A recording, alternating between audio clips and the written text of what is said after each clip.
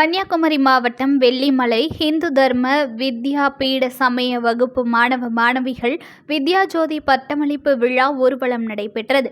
கன்னியாகுமரி மாவட்டம் வெள்ளிமலை ஹிந்து தர்ம வித்யா பீட சமய வகுப்பு மாணவ மாணவிகளின் வித்யாஜோதி வித்யாபூஷன் பட்டமளிப்பு விழா ஊர்வலம் கல்லுப்பாளையம் இசக்கியம்மன் கோவிலில் இருந்து துவங்கி ஆற்றூர் வழியாக சுமார் 5 கிலோமீட்டர் தூரத்தில் உள்ள திருவட்டார ஆஞ்சநேயர் கோவிலில் முடிந்தது.